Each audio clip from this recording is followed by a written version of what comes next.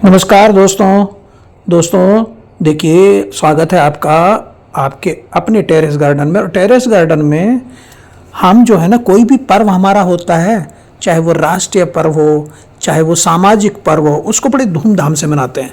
अभी पर्व चल रहे हैं नवरात्रि के। तो भारतीय संस्कृति में ना, और ख़ास करके हिंदू समाज में नवरात्रि यानी देवी के 9 रूप का बहुत महत्व है। तो हमने भी अपने टेरेस गार्डन में जो देवी को यहाँ पे एक ही जो हमारा ये पोर्शन है टेरेस गार्डन का, सुंदर सा पोर्शन, इसमें देखिए हैंगिंग गार्डन हमने एक बनाया हुआ है।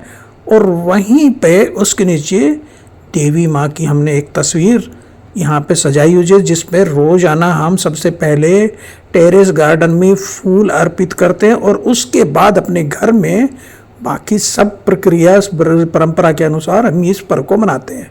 तो जैसे मैं बता रहा था कि नवरात्रि यानी देवी के 9 रूप का बहुत महत्व है।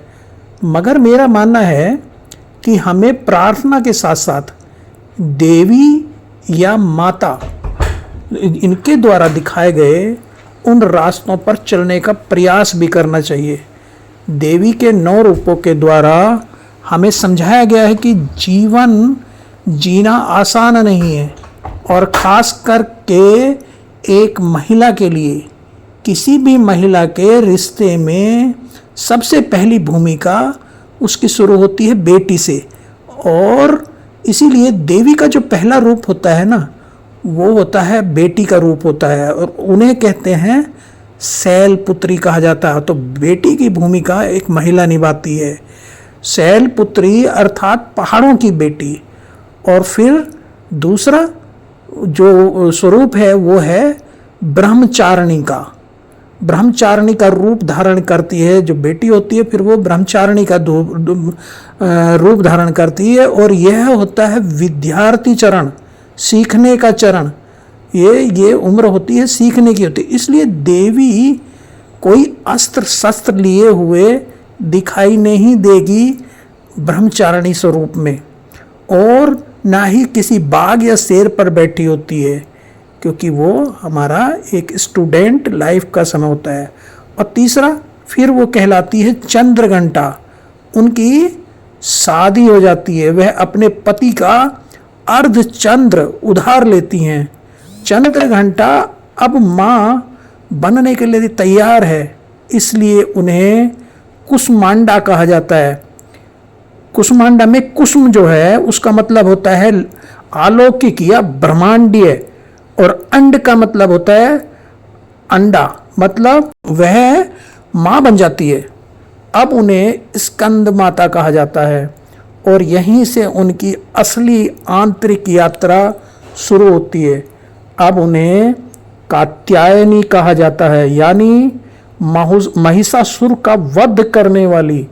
महिषासुर का मतलब यहाँ होता है कि उनकी जो आंतरिक और बाहरी दोनों लड़ाइयों का प्रतिनिधित्व करता है यह महिषासुर। उनका आंतरिक संघर्ष उनकी आंतरिक भावनाओं से होता है। तो भारी संघर्ष वो पितृसत्ता और सामाजिक मानदंडों से लड़ना पड़ता है उनको। तो ये सामाजिक जो व्यवस्था है, हर महिला को इसमें अपना एक संघर्ष करना पड़ता है। जब एक महिला इन नियमों को तोड़कर, समाज के बनाए हुए नियमों को तोड़कर सकारात्मक और नकारात्मक हर चीज को अपने अंदर समाहित कर लेती है, तो वो कहलाती है कालरात्रि।